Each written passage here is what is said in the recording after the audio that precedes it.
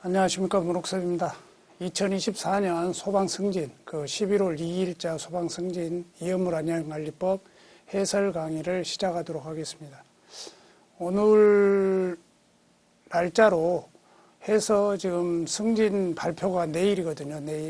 내일인데 이제 제가 승진 해설 강의를 하게 되는데, 전반적으로 이제 해설 강의 전체적으로 문제를 풀기 전에 먼저 총평을 한번 보면은 이제 제가 이제 우리 직원도 지금 시험에 응시를 해서 시험지를 가져왔더라고. 그래서 딱 보니까 시험지가 소방 2 같은 경우는 16쪽으로 되어 있더라고요. 그러니까 모두 선지가 너무 길어가지고 여러분들이 아마 저도 이제 경험을 했지만 어떤 선지가 너무 길다 보니까 전체적으로 난이도라기보다 한 번 더 훑어볼 시간이 없는, 시간이 축급해서 난이도 조절이 되지 않았나 하는 생각도 들고, 그 다음에 이제 두 번째로 이연물 같은 경우, 지금 소방 2 같은 경우는 출제자가 외의 규정들을 자꾸 응용해갖고 이 선지를 많이 출제가 되면서 좀 길어진 것도 있고, 여러분들이 단순하니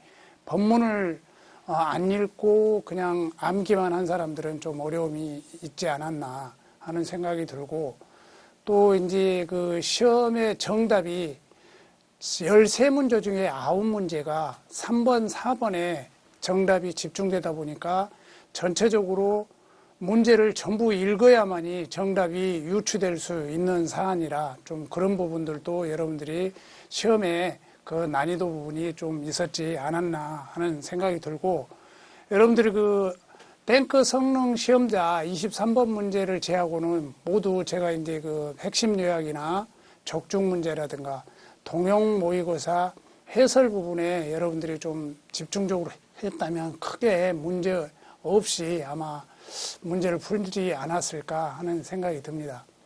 그리고 이제 유형별로 보면 이제 단원별 분석은 다음 시트에 제가 구체적으로 분석을 해드리고, 전체 13문제 중에 이제 난이도 분석을 해보니까 옳은 것을 찾는 문제가 7문제, 그 다음에 옳지 않는 문제를 찾는 문제가 6문제 있는데, 저희 이제 경험상으로 보면은 옳은 것을 찾는 문제가 좀 어렵습니다. 왜 그러냐면 옳은 것을 찾는 문제는 찾다 보면 선지, 사지선다를 다 읽어봐야 정답을 유추할 수 있는 경우가 대부분이거든요.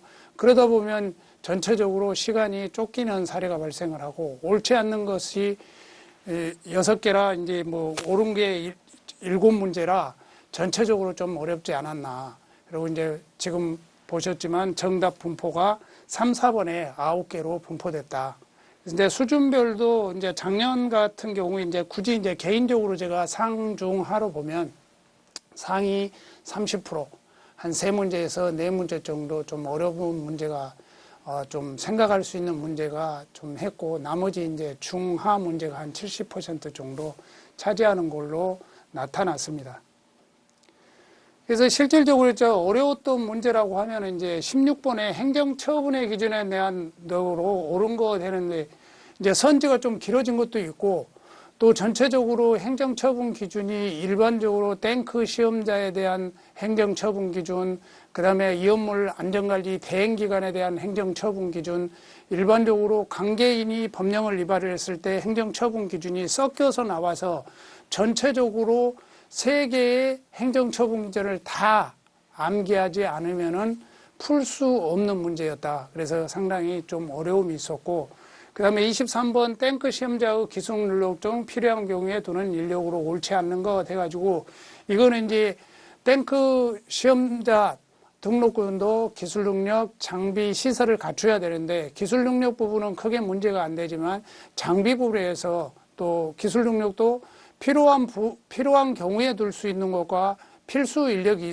있는 부분이 있거든요. 그래서 여러분들이 그거를 구분화해서 공부하지 않았던 사람은 이 문제는 상당히 어려움에 봉착을 했을 거고, 또 구분해서 암기를 했다고 하더라도 조금 어려움이 있지 않았나 하는 생각이 듭니다. 그래서 저도 시험 문제를 딱 보면서 그 문제는 제가 여러분 강의할 때 좀 안전관리 대행기관하고 성능시험 대행자하고 비교해서 공부를 해놓으라고 했지, 뭐 구분해서 암기해라 이렇게 강조는 안 했거든요. 그래서 그런 부분들은 제가 다음 차기 2025년 강의에는 좀 반영을 해야 되지 않을까 생각이 듭니다. 그래서 이제 종합적으로 의견을 보면 대체적으로 선지가 길어지고 단서 또는 외 규정을 응용하는 문제가 출제됨에 따라 법 원문을 정확히 공부하지 않은 사람은 좀 어려움이 있지 않았을까 하는 생각이 듭니다. 뭐 가로에 포함한다, 제외한다 그런 기준들을 응용해서 시험 문제에 여러 선지에 반영을 했더라고요. 그래서 그런 부분들이 좀 학습이 필요하고 나중에 그다음에 이제 자주 출제되는 문제 이연물과 지정수량, 제조소 등별 뭐 이치구조 설비 기준 필수 암기사항은 여러분들이 꼭 암기를 해갖고 가야 된다. 그리고 이제 다음 시트에 제가 설명을 드리겠지만 어차피 나왔던 단원에서 계속 나오고 있더라. 그런 필수 암기사항은 전체적으로 해주시면 좋고 2025년에는 법 개정사항이 조금 있습니다. 이제 이연물 시설 점검업하고 그 다음에 우리 사용 중지 부분에서 신고 기일 7일, 3일로 바뀐다는 거 14일에서 지금 입법 왜고돼 있죠. 그 다음에 또 이제 나와 있는 게 양벌 규정. 양벌 규정이 5천에서 1억인데 1억에서 3억으로 바뀌는 부분들이 있거든요. 그런 부분들은 이제 잘 정리를 해야 되고 이런 법 개정 사항이 소방장에는 4문제가 출제가 됐었거든요. 그러니까 그런 부분 좀 정리 좀 하고 그다음에 핵심 요약 부분 그다음에 제가 이제 마지막에 적중 예상 문제라든가 봉투 모의고사 이런 부분들을 좀 충실히 공부를 한다면 아마 2025년도에 이렇게 충분히 좋은 성과를 거둘 수 있을 거라고 생각이 듭니다. 그래서 이제 2024년 소방정 출제 빈도를 보면 이제 1장에서 7장에 보면 이제 총칙에서 6문제가 출제가 됐고, 근데 이제 총칙 부분도 항상 제가 말씀드렸듯이 이연물안전관리법 시행령 별표 1은 항상 중요하다. 항상 중요하기 때문에 여기는 필수적으로 암기를 해야 된다라고 말씀을 드렸죠. 그래서 아니나 다를까 이연물 및 지정 수량의 부분에 별표 1 부분에 응용해서 3문제가 출제됐고 그 다음에 제재소 등 이치유 구조 설비 기준에서 1문제, 옥내 저장소, 옥외 탱크 저장소에 1문제가 출제가 됐고요. 그리고 2장에 이제 이연물 설치 변경과 관련해서 항상 변경 허가 부분에 있어서 변경을 해야 될 사항 해가지고 꼭 1문제씩 출제가 된다고 그랬죠. 그래서 이번에도 출제가 됐는데 선지 자체가 조금만 공부했던 사람은 바로 법을 유추할 수 있게끔 선지를 만들어 놨더라고요. 뭐 어렵지는 않았거든요. 그 다음에 행정처분 기준은 가장 어려운 문제였지 않나. 행정처분에서 나왔고, 그 다음에 전체적으로 이연물의 설치 및 변경과 관련해서 복합적인 법문 내용을 물어보는 문제, 묻는 문제가 출제가 됐고, 그 다음에 탱크 안전 성능 시험자, 뭐 필요시 두는 인력과 뭐 필수 인력 부분에 응용해서 시험 문제에 출제가 됐고, 그 다음에 소화 난이도 등급, 그 다음에 운송 시 준수사항, 그 다음에 이제 벌칙 규정에서 양형 기준이 다른 것, 낭형 기준 부분에 해서 13문제가 출제가 됐습니다. 그래서 여러분들이 이제 2025년에 공부를 준비한다면 어떻게 해야 될까? 11년간 258문제를 분석을 해보니까 제1장 총칙 부분에서 127문제가 출제가 됐고, 2장에 이연물 설치 변경에 45문제, 이연물 안전관리, 또 이연물 운반해가지고 이렇게 쭉 시험 문제가 출제가 됐는데, 제1장의 총칙이 왜 많이 나오냐? 아까 말씀드렸죠. 총칙 부분에 별표 1에 이연물과 지정수량이라고 있었죠. 이 지정수량.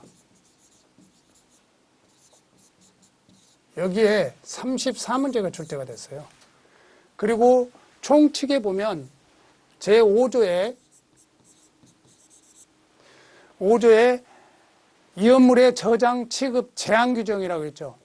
지정수량의 이상의 이연물을 저장 취급하는 경우에는 설치 허가를 받은 이연물 제조소 등에서 저장 취급해야 된다고 규정하고 있죠. 거기에 이제 그 시설 기준, 이 시설 이치 구조 설비 기준에는 뭐 행정안전부령으로 정한다고 해서 행정규칙에 나와 있는 행정안전부령에 정하는 별표 4에서 별표 19까지 이게 규정되어 있죠. 그 사항이 포함되기 때문에 그 별표에 나와 있는 문제가 93문제가 출제가 됐어요. 그래서 127문제가 출제가 됐어요. 그래서 전체적인 비중이 총칙 부분이 왜 이렇게 많지라고 생각을 할 수가 있는데, 총칙 부분의 이업물 안전관리법 5조에 보면 사망의 위치구조 설비규칙은 뭐 행정안전부령으로 정한다고 해놓고 행정안전부령에 정한 내용의 별표 4부터 19까지 정해진 내용에서 시험 문제가 계속 출제되고 있다. 이런 부분들이 이제 다음 제가 2025년 강의를 할 때 파트별로 어떤 부분이 가장 중요한가에 대해서는 세부적으로 분석을 해서 다음 강의 때 할 거고요. 그 다음에 이제 이업물 설치 변경과 관련한 내용은 변경 허가는 항상 출제가 된다고 그랬죠. 변경 허가와 관련된 내용이 13문제가 출제가 됐어요. 이제 나머지 부분은 뭐 복합적으로 용도 폐지, 지승계 뭐 이런 사안들이 이제 섞여서 나오고 또 종합적인 문제가 출제가 됐고요. 그 다음에 이업물 안전관리 부분에 있어서는 예방규정. 올해는 예방규정이 그 소방장이나 소방위에서 나오진 않았습니다. 그러니까 내년에는 아마 이행평가제도도 있고 하기 때문에 내년에는 예방규정 그 부분은 꼭 나올 거라고 생각이 들고요. 그다음에 그 부분은 이제 내년에는 좀 준비를 잘해 주셔야 되고, 그래서 전체적으로 41문제 중에 예방규정이 10문제가 나왔어요. 예방규정. 여기서 예방규정이 10문제. 그 다음에 안전관리자 중복 선임과 관련된 내용들, 이런 부분들이 12문제. 그 다음에 정기점검과 정기검사 부분에서 4문제. 이 비중이 이렇게 차지하면서 계속적으로 이렇게 시험 문제에 같은 단원에서 계속 출제되고 있다. 그리고 사장의 20문제 이런 것들은 이제 운송자가 준수해야 될 사안들. 그 다음에 이업물의 운반 시 운반 시 기준, 이런 기준들이 이제 20문제가 출제가 됐고, 이제 벌칙 구정도 요즘에는 이제 좀 비중이 높여져서 매년 한 문제씩 출제되는 경향을 보이고 있다.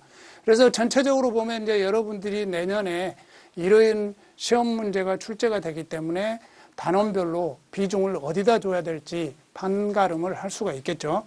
그래서 참고를 해 주시면 될 것 같고요. 그래서 이제 보면 아까 제가 분석을 해드렸듯이 이제 여기에 따른 올해 문제를 한번 풀어보도록 하겠습니다. 여러분들이 이제 12번까지는 소방공무원법이죠. 13번부터 풀어보도록 하겠습니다. 이업물 안전관리법 시행령상 이업물 및 지정수량 기준에 관한 내용으로 옳지 않는 거 됐죠. 그래서 항상 이업물 및 지정수량 부분은 여태까지 34문제가 출제가 됐다고 했죠. 근데 34문제 중에 여러분들이 이업물 안전관리법 시행령 별표 1에 비고 부분을 발췌를 해서 시험 문제를 출제를 했고, 제가 이제 핵심 요약에서도 여러분들이 중요한 키워드들은 암기를 해 놓으셔야 된다라고 말씀을 드렸는데, 이번에는 출제자가 그 어떤 키워드를 응용한다기보다 가로에 있는 부분을 응용을 해서 답이 3번이죠. 여러분들 3번인데, 일기압 20도인데 25도로 잘못 표기를 해서 틀린 거는 이렇게 시험 문제를 출제를 해버렸습니다. 그래서 제가 이제 핵심 요약에 강조를 할 때는 뭐 고체 액체로서 산화력의 잠재적 위험성, 충격에 대한 민감성, 이런 것들은 키워드로 암기를 해야 된다. 그 다음에 2번 같은 경우는 자연발화성 급수성 물질은 고체 액체 중에서 공기 중에 발화의 위험이 있거나 물과 접촉하면 발화하거나 가연성 가스를 발생할 위험성이 있는 것을 말한다 해서 이 키워드를 많이 암기하라고 했는데, 공교롭게 이걸 응용을 해서 시험 문제를 냈다. 그래서 여러분들이 법문을 조금 충실하지 않는 사람은 정답 찾기가 조금 애로사항이 있지 않았을까 하는 생각도 듭니다. 그렇지만 여러분들이 이제 보통 보면은 일기압 20도를 기준으로 해서 용어의 정의들이 대부분 나오는 거거든요. 그래서 아마 이런 부분들은 법문을 좀 읽어봤던 사람이라면 다 맞지 않았을까 하는 생각이 듭니다. 그래서 여러분들이 이제 이업물 비고에 어떤 1류부터 6류까지 정의된 부분들 전체적으로 아까 제가 파란색 글씨로 써 있는 키워드뿐만 아니고 방금처럼 어떤 온도 기준을 응용해서 낼 수 있는 부분이 있기 때문에 이런 부분들도 여러분들이 이제 시험 볼 때 좀 염두를 해고 둘 필요가 있고, 내년에는 아마 액체의 정의 부분, 시험관 부분 이런 부분도 좀 시험 문제에 출제되지 않을까 하는 생각도 해봅니다. 그래서 이런 부분들 잘 정리를 해 놓으시고, 내년에 시험을 준비하는 사람들도 이 표만큼은 필수 암기 사항이니까 필수적으로 암기를 해야 된다. 그래서 이제 특히 뭐 인화성 액체 부분은 삼석유로부터 근데 뭐 이석유로까지로 막 집어넣는다든가 그러면은 안 되겠죠. 그래서 여러분들은 이런 부분들도 조금 고민해서 공부를 해 주시기 바랍니다. 그 다음에 14번 제5류 이온물 중 유기가산화물 함유한 것 중에 불활성 고체를 함유하는 것으로 이온물에서 제외되는 기준에 대한 내용으로 옳지 않는 것 했습니다. 그래서 제가 핵심 요약이라든가 강의할 때 이 부분은 법령이 개정됐다고 그랬죠. 개정돼서 명칭들이 변경됐다고 했어요. 뭐 가산화 다이쿠물이라는 건 가산화 지금일이었죠. 그 전법에. 그래서 제가 말씀을 드렸고, 그리고 특히 이제 분명히 함유량을 응용해서 시험 문제에 출제될 개연성이 충분히 있다라고 제가 강의 중에 말씀을 드렸어요. 그래서 제가 말씀드리는 중에 포옥사이드가 들어가 있는 거는 30%더라. 그리고 가산화 다이쿠물은 그냥 40%로 외우고, 그 다음에 1,4비스 크로로벤조일 같은 경우는 1,4벤조일 이제 해설에 제가 설명을 해야 되겠네요. 이제 포옥사이드는 30%더라. 그럼 바로 4번이 답이라는 걸 분명히 알 수가 있죠. 그리고 가산화 벤조일은 35.5 중량 %. 이 %로 해서 시험 문제가 출제가 됐습니다. 이것도 법령이 개정된 사항에 대해서 출제가 된 거죠. 그래서 했고, 이걸 해설해 보면 제가 말씀드렸듯이 가산화 벤조일 같은 경우는 좀 특이하니까, 저 같은 경우는 그냥 벤조일은 이게 복잡하잖아요. 복잡하니까 35.5 벤자가 복잡하니까, 자 비스 크로로벤조일 포옥사이드가 들어간 것들은 30%더라 라고 강의 때 제가 말씀을 드렸죠. 자 30%. 그 다음에 가산화 다이쿠물은 그냥 40%로 외우면 되고, 그 다음에 1,4비스 벤젠의 함유량은 해서 1,4가 들어가서 그냥 40%로 하면 시험장 가면 헷갈리지 않을 것이다. 그래서 여러분들이 시험장 가면 가끔 그냥 헷갈리거든요. 막상 시험 문제 딱 보면은. 그래서 이런 부분들도 여러분들이 조금은 구분을 해야죠. 답을 맞히는 게 중요하고 또 헷갈리지 않게끔 하는 게 굉장히 중요하거든요. 그래서 포옥사이드는 40%. 그 다음에 가산화 다이쿠르나 1,4비스는 40%. 그 다음에 벤조일은 글자가 복잡하니까 35.5. 이렇게 해서 암기를 해 놓으시면 될 것 같습니다. 그래서 이 부분도 법이 바뀌면서 이렇게 시험 문제가 출제된 내용이 되겠습니다. 그리고 15번 제재소 등의 변경화를 받아야 하는 경우로 옳지 않는 거 돼갖고 이제 항상 13문제가 출제가 됐다고 그랬죠. 그래서 항상 한 문제씩 출제되는 단원이기도 합니다. 그래서 여러분들 이런 부분들은 꼭 암기를 해주시고, 그 다음에 실제 이제 법문에서 변경화 사항을 제재소 등별로 쭉 변경화 사항이 정해져 있잖아요. 그래서 제가 강의 중에 그거를 엑셀로 필터링을 해가지고 여러분들이 암기하기 편하게 공통분모를 뽑아서 이렇게 핵심 요약으로 빼놓은 것들이 있거든요. 그런 부분들은 좀 참고해서 공부를 하시면 좀 쉽지 않았을까 하는 생각이 들고, 이 문제는 사실은 상당히 그냥 쉽게 맞출 수 있는 문제가 되겠습니다. 그래서 배출 설비, 항상 제가 얘기했죠. 설비는 신설이라고 얘기했죠. 맞는 지문이 되겠고요. 그 다음에 옥내 탱크 저장소, 옥내 저장 탱크를 보수하는 경우에 한해서는 전부 다 탱크 본체를 절개하는 경우로 한한다라고 규정하고 있죠. 그래서 여기에 제외한다고 해서 이게 틀린 지문이 되겠죠. 여기도 역시 마찬가지로 가로 부분, 단서 부분을 응용해서 시험 문제에 출제됐다. 답은 2번이 되겠고요. 그래서 쉽게 답이 2번이라는 거를 유추할 수 있죠. 그 다음에 배관 부분은 330, 그거는 뭐 금방 알 거고, 그 다음에 어떻든 장치나 설비는 신설하는 경우만 변경할 사항이라고 그랬죠. 그래서 봉입장치의 신설. 그래서 답은 쉽게 유추되었을 거라고 생각이 듭니다. 그래서 보면, 그래서 탱크 보채를 절개하는 경우에 하나지 제외하는 건 아니다. 그 다음에 16번, 행정처분 기준에 대한 내용으로 옳은 것은 했습니다. 자, 1번, 이 문제가 상당히 난이도가 좀 어렵지 않았을까. 왜 그러냐면, 전체적으로, 탱크 시험자, 안전관리 대행기간, 그 다음에 이연물 제조소 등 관계인의 행정처분을 거의 섞어서 문제를 냈기 때문에 그걸 다 알아야 되잖아요. 그래서 또 거기에 또 일반 기준의 선지까지 포함을 시켜놨죠. 그래서 1번을 보면 일반 기준으로 제조소 등에 대한 사용정지의 처분 기간이 완료될 때까지 위반 행위가 계속되는 경우에는 1차 행정처분으로 허가를 취소한다 해가지고 그게 아니도 다시 처분을 하게 돼 있죠. 다시 그 위반 행위에 대한 처분을 다시 처분을 하게 되었고, 그 다음에 개별 기준으로 안공검사를 받지 않고 제조소를 사용하는 경우 1차 행정처분은 허가 취소도 아니고 사용정지 15일이죠. 개별 기준으로 안전관리 대행기간의 지정 기준에 미달된 때에 1차 행정처분은 지정 취소한다. 이것도 이제 사용정지 30일이죠. 그러면 답은 4번이 되겠네요. 다른 자에게 등록증을 대부분 대여하는 경우에는 등록 취소입니다. 다.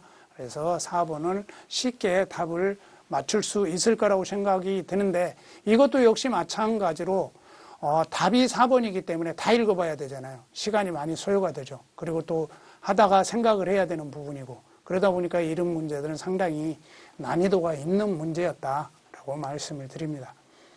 그래서 방금 제가 설명을 해서 사용정지, 업무정지, 행정처분을 다시 하고 아까 완공검사든 사용정지 15일, 2차 30일 이렇게 돼 있죠. 3차 등록 취소 이렇게 돼 있단 말이에요. 그 다음에 개별 기준으로 미달되는 경우는 업무정지 30일로 돼 있다.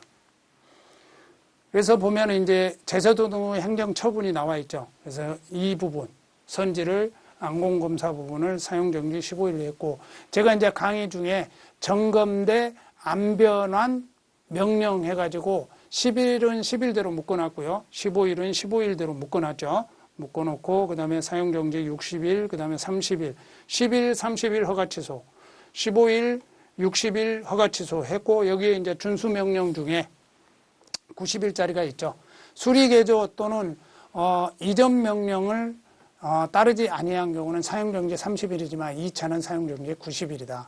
그 다음에 사용중지 대상에 대한 안전조치 이행명령을 하는 경우는 일단 사용중지하고 있잖아요. 사용중지를 하고 있으면 경고처분을 하고 영업정지 처분은 의미가 없잖아요. 경고처분하고 취소해야 된다는 거. 이걸 제가 구분해서 암기해 놓으시라고 제가 말씀을 드렸고, 그 다음에 안전관리 대행기간도 행정처분 기준이 있는데 이것도 8가지가 돼 있습니다. 그래서 지정 취소 부분은 쉽게 이해할 수 있지만 다른 부분들은 1차 업무정지 30일, 그 다음에 2차는 60일. 그 중에 이제 90일짜리가 있죠. 지정 변경 신고 후 연간 2회 이상 하지 아니한 때. 그 다음에 휴업 또는 재개업 신고를 연간 2회 이상 하지 아니한 때는 경고 또는 업무정지 30일, 업무정지 90일 지정 취소로 되어 있죠. 이것도 요번에 법이 개정된 사항이죠. 휴업, 재개업, 폐업 신고는 1일 전까지 하게 돼 있죠. 그 전에는 14일 전까지 하게 돼 있는데 1일 전까지 하는데 그게 이제 구분되면서 같이 행정처분 기준도 2개로 나눠져서 했다는 거. 이런 부분들을 이제 내년에 시험 문제, 올해 개정이 됐기 때문에 내년에 시험 문제에 나올 개연성이 있다. 그 다음에 탱크 안전 성능 시험대반 행정처분 기준에서 여러분들이 아까 얘기했듯이 다른 자에게 등록증을 빌려준 경우 등록 취소다. 그래서 요 단행적으로 이 표를 3개를 준비를 했지만 이 표 부분으로 시험 문제를 출제를 할 수도 있지만 전체적으로 지금처럼 난이도 있게 3가지를 다 섞어서 거기에 또 일반 기준까지 넣어서 시험 문제를 출제를 하면 여러분들이 생각을 많이 해야 되고 확실하게 암기하지 않으면 답을 유추하기가 쉽지는 않지만 어떻든 대여 부분은 등록 취소다라고 암기를 해놨다면 쉽게 답을 4번을 찾을 수 있을 거라고 생각이 됩니다. 17번 제조소 위치구조 설비 기준에 대한 내용으로 옳지 않는 거 돼가지고 제재소는 모든 제재소 등의 이치구조 설비의 기준을 준용하는 기준이 많기 때문에 제재소의 이치구조 설비 기준은 항상 한 번 시험 문제에 출제가 된다고 했는데 역시나 올해도 출제가 됐습니다. 그래서 올해는 좀 다른 선지들이 좀 발췌해서 낸 것 같습니다. 그래서 옥에 있는 이염물 취급 탱크는 방위제는 그 용량 당해 탱크 50% 이상으로 해야 된다라고 해서 그러면 옳은 지문이죠. 그 다음에 연속 우레가 있는 내백에 설치하는 추입구에는 수시로 열 수 있는 자동 폐쇄식 60분 플러스 방화문, 60분 방화문을 설치를 해야 된다. 이것도 이제 5월 20일 날 개정이 된 거죠.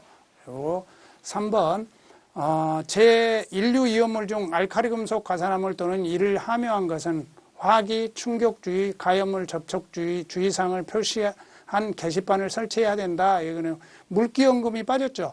근데 공개 문제에 보니까 약간 난해한 부분이 있더라고요. 그래서 제가 이 선지를 좀 바꿨는데 1류 이염물 중 해가지고 알카리 가로 열고 알카리 금속 가산화물 또는 이를 함유한 것 제외해가지고 이 선지가 들어가고 엄격히 따지면 이것이 답이 오답일 가능성이 없지 않아 있어서 선지를 좀 바꿨습니다. 그래서 아사르몬은 물기 언급이 빠졌죠. 그래서 답은 3번이 되겠고요.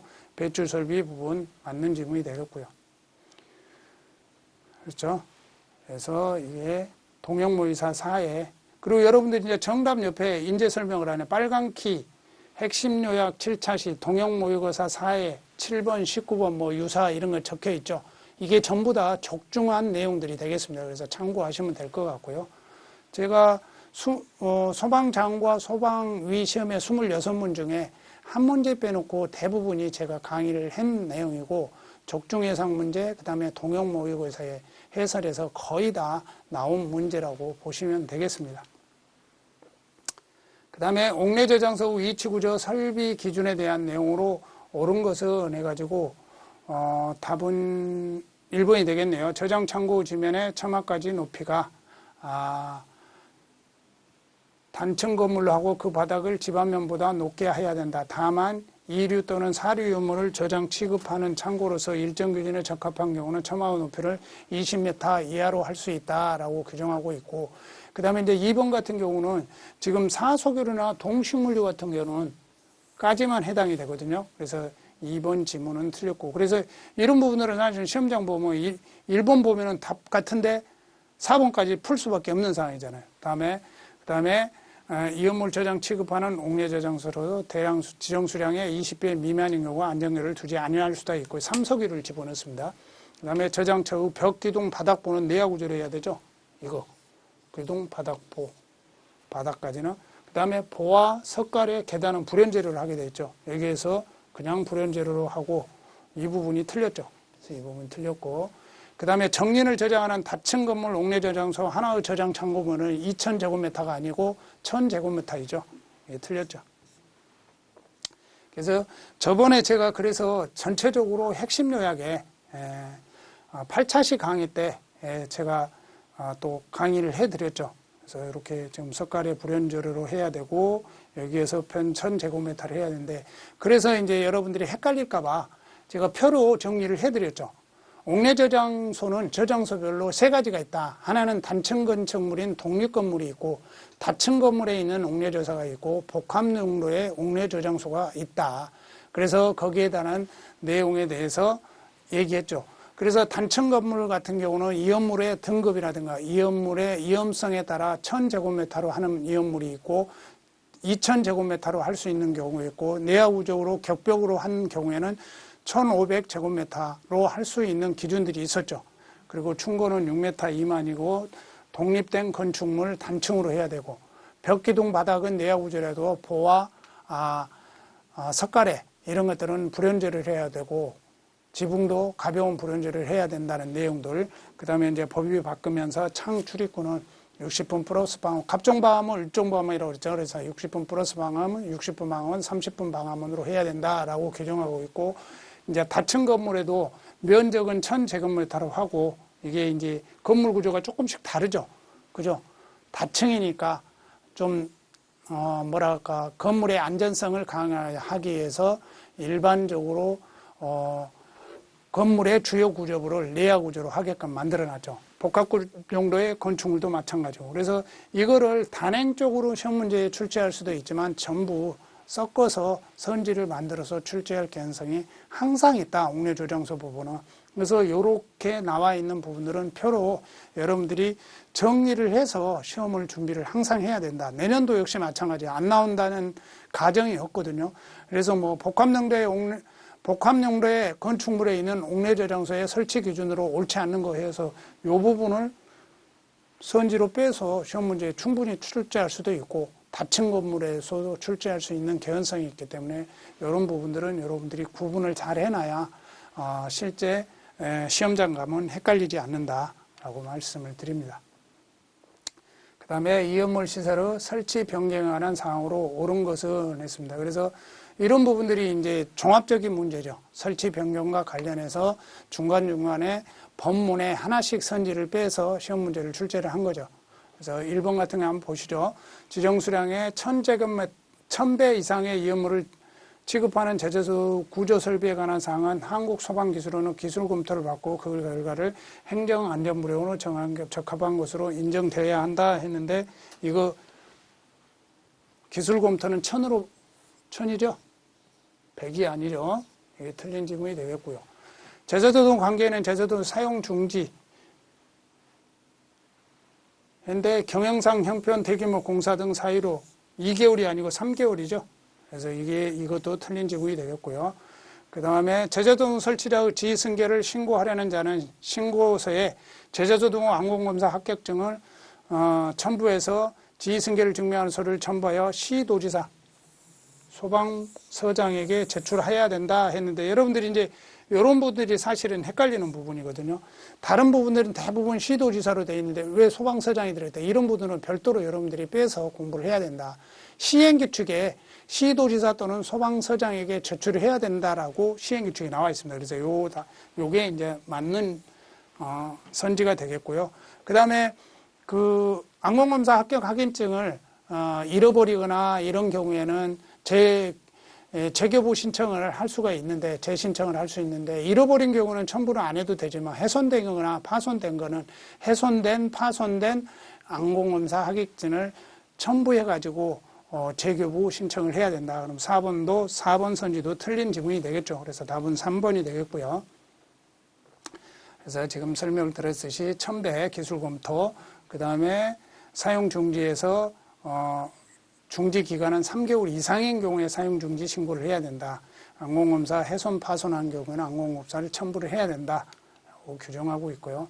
20번에 제재소 등의 소환 난이도 등급에 관한 내용 중 옳은 것은 제시된 조건 외의 것을 고려하지 않는다 해가지고 자 이연물 제재소 등의 소환 난이도 등급 부분은 운방 기준에서 나와 있죠.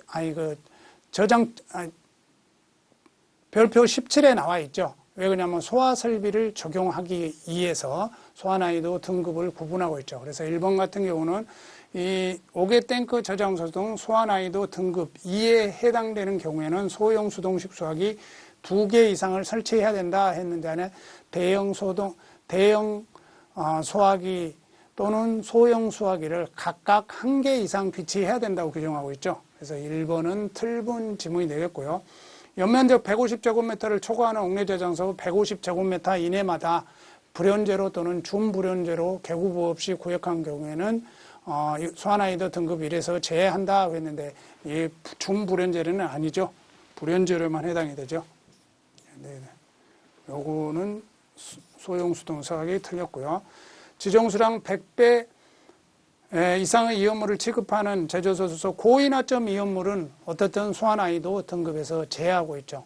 4번 같은 경우는 옥내탱크 저장소의 인하점이 38도 이상 70도 미만의 이연물을 5배 미만으로 저장하는 것은 소환난이도 등급 1에 해당이 되죠. 그래서 답은 4번이 되겠네요. 그래서 각각 1개 이상 설치를 해야 되고 아까 질문에서 150제곱미터 이내마다 불연제로인데 준불연제로가 들어가 있었죠. 그 다음에 소환난이도 등급 1에서 제외한다 했는데 포함한다고 되어 있으니까 틀린 질문이 돼서 답은 4번이 되겠고요. 그다음에 이제 이거는 뭐 쉽게 출제를 낸 것 같아요. 근데 이거는 뭐 이연물과 지정수량은 세 문제가 출제가 됐다고 그랬죠. 이것도 역시 마찬가지로 법이 개정되는 사항이 황하인 부분이 법이 개정이 됐죠. 그래서 이 부분은 이연물 등급 부분은 상당히 쉽게 출제가 돼 있는데 1류부터 6류까지 여러분들이 암기하기 어려운 내용들을 갖다 집어넣어 놓으면 용어가 생소한 것들을 집어넣으면 등급 구분 좀 응용하는 문제가 되겠죠. 그래서 황린 같은 경우는 3류 이연물로 지정수량 20kg죠. 그리고 칼라, 알리는 등급 1이죠. 그래서 1이고 황하인 같은 경우는 2류 이연물 지정수량 100. 소환하인도 등급 1이 없죠. 거기는 2하고 3밖에 없죠. 그 다음에 황하인, 황조규, 철근마해갖고 철근마는 등급 3이죠. 그 다음에 알킬리듬은 3류 이연물로서 지정수량 10에 해당되고 등급 1에 해당된다. 그러면 답은 3번이 되겠죠. 이런 문제들이 지정수량과 이연물 및 지정수량에서 얼마든지 응용해서 항상 출제될 개연성이 있기 때문에 이연물 안전관리법 시행령 별표 1 이연물과 지정수량은 필수적으로 암기해서 시험에 임해야 된다는 거 다시 한번 강조를 드립니다. 22번 이연물 운송 책임자의 감독 또는 지원 방법과 이연물 운송 시 준수해야 하는 사항에 대한 내용으로 옳지 않는 것은 제가 이제 핵심 요약에 운전자가 2명 이상 하지 않아도 되는 3가지를 제가 말씀을 드렸을 거예요. 그래서 딱 1번 딱 보면 틀린 지문이라는 게 바로 나오죠. 자, 알루미늄 및 탄화물을 장거리 운반하는 경우 무명 운전자로 하여야 된다. 무명의 운전자로 하지 않을 제 기준이죠. 그래서 1번이 딱 들어와 있기 때문에 바로 시험 문제에 맞출 수 있었을 거라고 생각이 됩니다. 제 강의를 들은 사람은. 그리고 2번, 3번, 4번은 맞는 지문이 되겠고요. 그래서 이제 이 부분도 항상 제가 강조를 했죠.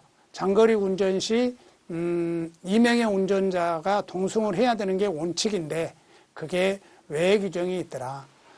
운송 책임자가 동승한 경우라든가 운송하는 이연물이 제2류 이연물, 3류 이연물 중에 칼륨 또는 알루미늄 탄화물에 한한다 했어요. 그 부분만. 그 다음에 4류 이연물은 특수 인화물을 제외한 경우. 그 다음에 운송 도중에 2시간 이내마다 20분 이상 휴식한 경우에는 2명 이상으로 하지 않아도 되는 기준이 되겠죠. 그래서 여러분들은 구분을 해놓고 이 부분만도 별표로 발췌해서 시험 문제가 충분히 출제할 개연성이 있다라고 말씀을 드립니다.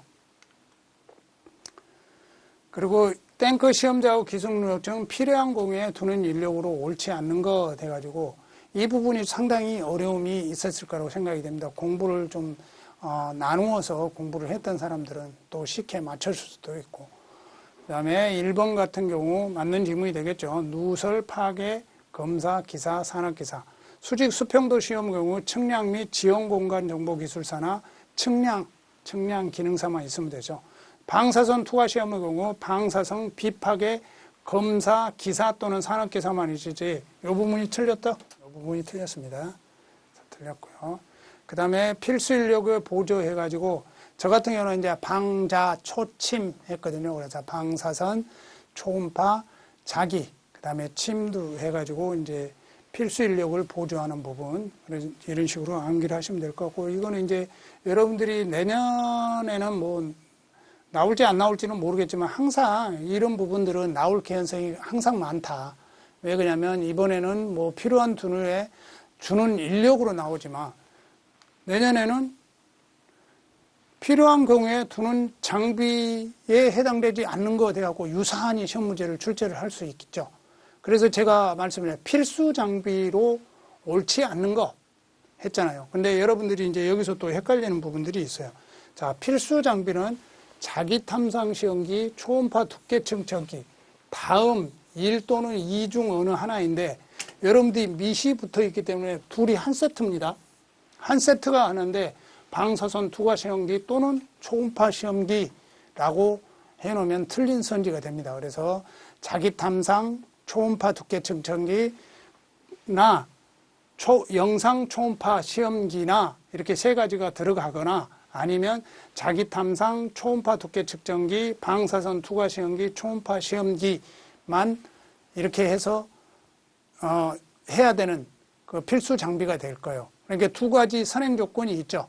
자기 탐상 초음파는 필수적으로 들어가지만 영상 초음파, 방사선 투과 초음파는 한 세트라는 거. 그다음에 필요한 경우에 두는 설비해가지고 해서 전체적으로 이런 부분을 내년에 또 응용해서 낼 수가 있잖아요. 그렇죠? 그래서 여러분들도 이제 좀 주의 깊게 염두에서 둘 필요가 있다. 자, 24번. 자, 5개 탱크 저장소 후 이치구조 설비 기준에 관한 내용이다. 액체염으로 5개 저장 탱크 중 인하점이 21도 미만인 이염으로 5개 탱크 저장소의 주입구 설치 기준으로 옳지 않는 것입니다. 그래서 옳지 않는 것을 찾는 문제이기 때문에 게시판은 한 변의 길이가 0.6 이상 정사각형으로 해야 된다. 틀린 지문이죠. 한 변의 길이가 0.3, 다른 한 변의 길이가 0.6변의 직사각형으로 해야 되죠. 틀린 지문이 되겠고, 게시판에 5개 탱크 저장소 주입구라는 표시를 하는 대신에 또 이염물의 품명 또는 주의사항을 표기를 해야 되죠. 그래서 틀린 지문이 되겠고, 그 다음에 시도지사가 화재 예방상 당해 게시판을 설치할 필요가 없다고 인정하는 경우에는 게시판을 설치 아니할 수 있다라고 해서 거기에 단서에 붙었죠. 저장 기준은 다음과 같다. 다만 해가지고 시도지사 부분이 있죠. 그래서 게시판은 백색 바탕에 흑색 문자로 하고 주의사항은 백색 바탕에 적색 문자로 해야 된다. 그래서 이게 특이하게 주의사항 부분은 적색 바탕에 백색 문자로 하는 게 돼 있죠. 제재서 등의 주의사항은. 여기 같은 경우는 백색 바탕에 적색 문자로 해야 된다라고 규정하고 있어요. 그래서 답은 4번이 정답이 되겠습니다. 그래서 그 기준을 찾아보면 인하점이 21도 미만인 이염물 5개 저장된 그 주의권에 보기 쉬운 것에 다음 기준에 의한 게시판을 설치할 거 대놓고 단서가 들어가 있죠. 그래서 아까 시도지사 부분이 아니고 소방본부장, 소방서장이 화재 예방상 당해 게시판을 설치할 필요가 없다고 인정하는 경우에는 그러하지 아니한다 했죠. 그래서 아까 3번 같은 경우는 시도지사가 아니고 소방본부장, 소방서장이 되겠죠. 그리고 이제 게시판 부분 0.3에서 다른 한 변 영수는 직사각형으로 해야 되고, 그 다음에 아까 말씀드렸듯이 이염물의 유볼 표명과 주의사항을 게시한다. 근데 게시판은 백색의 흑색 문자, 주의사항은 적색 문자로 할 거라고 이제 규정하고 있습니다. 그래서 이 부분을 풀어서 시험 문제를 출제한 것이 되겠습니다. 자, 마지막 문제. 벌칙 규정과 법정형이 같은 것만을 가라해서 있는 대로 모두 고른 것은 해서 이 부분은 여러분들 쉽게 제 강의를 들은 사람은 쉽게 풀지 않았을까 하는 생각이 듭니다. 어떤 명령이란 내용이 들어가면 전부 다 1,500만 원 이하의 벌금이었는데 그중에 이염물 제재소에 대한 긴급 정지 사용 제한 명령을 위반한 경우에는 1년 이하 징역 1,000만 원 이하의 벌금이라고 제가 말씀을 드렸죠. 그러면 양형이 같은 것만 묶으라고 그랬으니까 가나 다른 같고 나는 다르죠. 그래서 답은 2번이 되겠죠. 그래서 이렇게 양형 기준이 다른 걸로 응용해서 시험 문제가 출제가 됐습니다. 그래서 여러분들이 이제 이 표를 제가 정리를 해드렸죠. 핵심 요약이라든가 아니면 족중 예상 문제라든가 이런 부분에 통역 모의고사에서 전부 다 정리를 해드렸습니다. 그래서 이런 부분들은 여러분들이 쉽게 맞추지 않았을까 하는 생각이 듭니다. 그래서 전체적으로 소방이 그 해설 강의를 마치는데 이제 올해는 어떻든 여러분들이 이제 뭐 시험이 이미 끝났고 내년을 준비하신 분들이라면 역시 마찬가지로 시대고시에 나와 있는 책이나 아니면 제 강의의 핵심 요약이라든가 적중 예상 문제, 그 다음에 독역 모의고사를 보면은 거의 뭐 쉽게 여러분들이 고득점을 얻지 않을까 하는 생각이 듭니다. 그래서 올해도 이제 다행히 저도 이제 뭐 적중시키는 게 신의 영역이긴 하지만 제가 열심히 이제 공부를 하고 또 준비를 하고 여러분들이 나올 만한 문제가 무엇인가 하면서 핵심 요약으로 요약하고 했더니 거의 뭐 한 99% 정도는 다 나온 것 같아요. 그래서 여러분들이 이제 내년에 준비하실 때는 이 해설 강의를 참고해서 고득점을 얻어서 꼭 시험에 합격할 수 있는 영광이 있으시기를 기도하겠습니다. 이상으로 강의를 마치도록 하겠습니다. 수고하셨습니다.